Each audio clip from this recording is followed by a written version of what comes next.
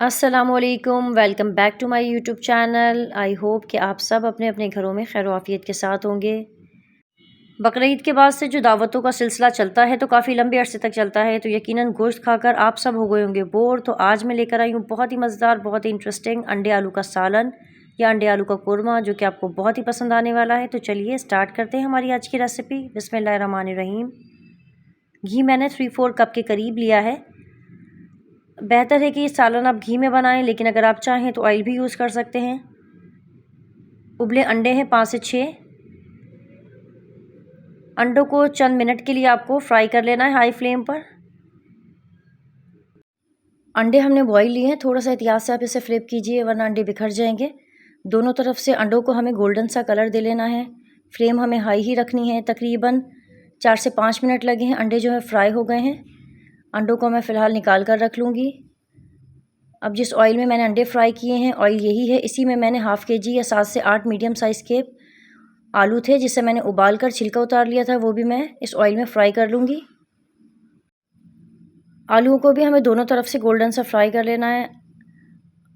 आलूओं को भी फ्लिप कर लीजिए ताकि दोनों तरफ से आलूओं पे कलर आ जाए। ये फ्राई करने की वजह से आप देखिएगा सालन में आलू और अंडे जो हैं वो कितने खूबसूरत सालन लगेगा। आलू हमारे 4 से 5 मिनट में फ्राई हो गए हैं। आलूओं को मैं फ़िलहाल निकाल कर रख लूँगी।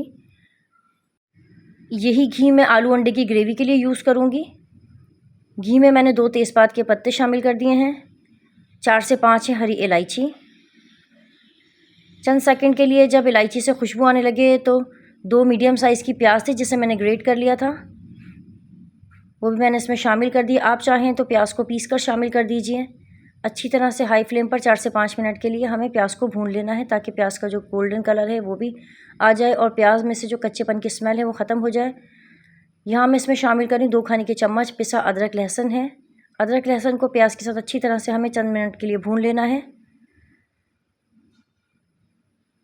अदरक लहसुन की स्मेल ख़त्म हो गई है। अब मैं इसमें शामिल कर रही हूँ टोमेटो प्यूरी है, 2 खाने के चम्मच के करीब मैंने लिया है। अगर आपके पास टोमेटो प्यूरी नहीं हो तो आप 2 मीडियम साइज़ के टमाटर का छिलका उतार कर पेस्ट बनाकर भी शामिल कर सकते हैं। टमाटर के पेस्ट को हमें अच्छी तरह से चंद मिनट के लिए भून लेना है। अब मैं इसमें ऐड करूँगी कुछ मसाले।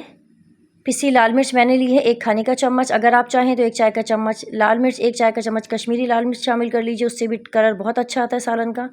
पिसा धनिया है 1 चाय का चम्मच। हल्दी पाउडर है 1/4 टीस्पून। भुना कुटा ज़ीरा है 1 चाय का चम्मच।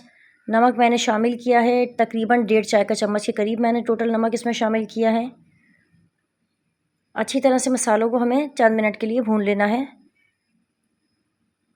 जब भी आप कोई सालन पकाएं, इंग्रेडिएंट से ज़्यादा अहम होती है सालन की भुनाई। भुनाई आपको सालन की बहुत ही अच्छी तरह से करनी है। कच्चेपन की जो स्मेल होती है वो सारे सालन का मज़ा ख़राब कर देती है। आधी प्याली मैंने दही लिया था, जिसे मैंने अच्छी तरह से फेंट लिया था, वो भी मैंने मसाले में शामिल कर दिया है।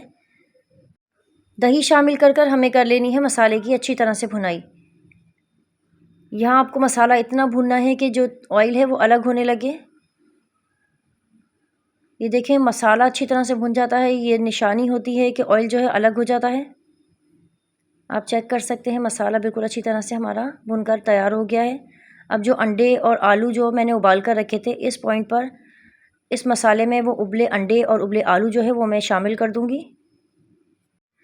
अगर आपको मेरी वीडियोस पसंद आती हैं, आपने ट्राई की हैं, तो अब तक आपने मेरे चैनल को सब्सक्राइब नहीं किया है तो मेरे चैनल को सब्सक्राइब कर लीजिए और अपना फ़ीडबैक ज़रूर दिया कीजिए कि आपकी डिश कैसी बनी। हल्के हाथों से हमें मसाले को अच्छी तरह से उबले आलू और उबले अंडे में लगा लेना है। बहुत ज़्यादा हमें चलाना नहीं है चम्मच को, वरना जो अंडे हैं वो टूट जाएंगे। यहाँ मैं इसमें शामिल कर रही हूँ 1 कप के करीब पानी है।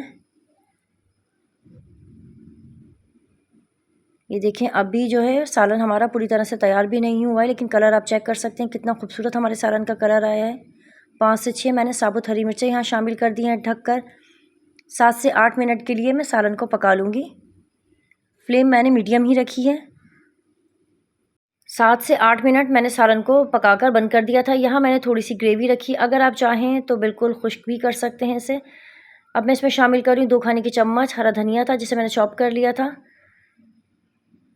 ये आप चेक कर सकते हैं सालन का जो कलर है वो कितना खूबसूरत आया। सालन बहुत ही मज़े का बना है, आप इसे ज़रूर ट्राई कीजिएगा। ये सबको बहुत ही पसंद आएगा आपके घर में।